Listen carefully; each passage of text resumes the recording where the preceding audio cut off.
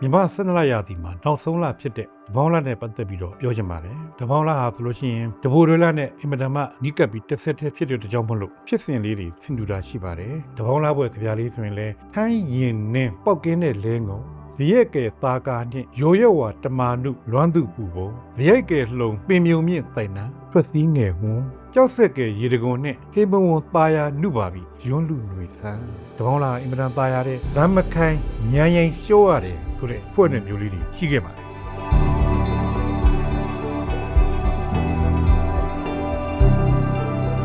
တပေါင်းလာအင်မတန်ตายရတယ်တပေါင်းဆိုတာတနဲ့ပေါင်းကိုပေါင်းဆက်ထားတာဖြစ်ပါတယ်တာဝင်းမူကတော့တဘိုးတွဲလာလိုပဲပေါ့နော်ပေါင်းဆိုတာပေါင်းချင်းကြိုချက်ချင်းထမ်းရီကိုတညက်ဖြူကြိုချက်တဲ့ကာလလည်းဖြစ်တယ်ကြောင့်မလို့တပေါင်းလာကတနဲ့ပေါင်းကိုပေါင်းထားတဲ့တပေါင်းလာကတော့တောင်သူလယ်သမားတွေအကုန်လုံးကမိမိတို့ရဲ့လေယာခွင်ရနေပြီးမှဆန်စပါးတွေပေါ်ပြီးဒီစပါးတွေဆန်တွေကိုအကုန်လုံးသူတို့ကြိုချက်ပြီးတော့မှကတ်လှူကြတာရှိသလိုပွဲတော်တွေနဲ့လည်းကျင်းပကြတယ်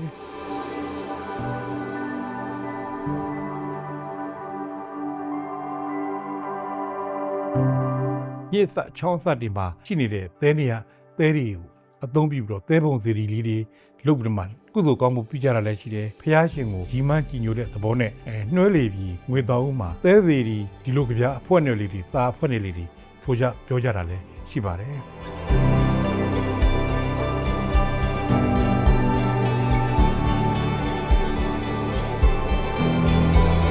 ဘောင်းလာမှာတတိပပန်းတွေပွင့်တဲ့ပန်းတွေက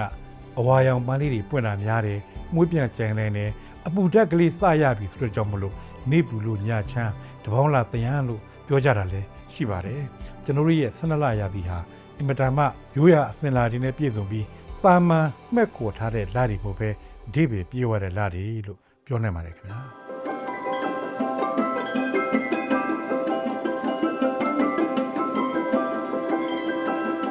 သဲပုံစီရီဆိုတာတော့အမှန်တော့မြတ်စွာဘုရားကိုယဉ်မှန်းပြီးဘုရားစီရီပုံသဏ္ဍာန်ပူဇော်တာဖြစ်တဲ့ကြောင့်မလို့ကျွန်တော်ရဲ့ဗုဒ္ဓဘာသာနိုင်ငံမြန်မာနိုင်ငံမှာဗုဒ္ဓဘာသာထွန်းကားခဲ့တာတော့ပကံခေတ်နောက်ပိုင်းပဲဖြစ်ပါတယ်မြတ်ဗုဒ္ဓရဲ့အမွေနှစ်တွေကိုအများဆုံးရခဲ့တဲ့ပူဇော်ခဲ့တဲ့ရှင်အရဟံရဲ့ကျေးဇူးနဲ့ဗုဒ္ဓဘာသာထွန်းကားခဲ့တာဖြစ်တဲ့ကြောင့်မလို့ပကံခေတ်နောက်ပိုင်းမှာသဲပုံစီရီပေါ်ပေါက်ခဲ့တယ်လို့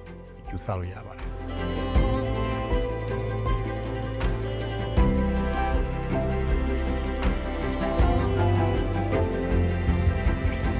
ဒီစီစဉ်ကိုမြန်မာကောင်းဒုက္ခမှမြန်မာကောင်းဒုက္ခတထင်းလောင်းရှာပုံတော်အဖြစ်ဂုဏ်ယူစွာပတ်မိုးကူညီထားပါတယ်။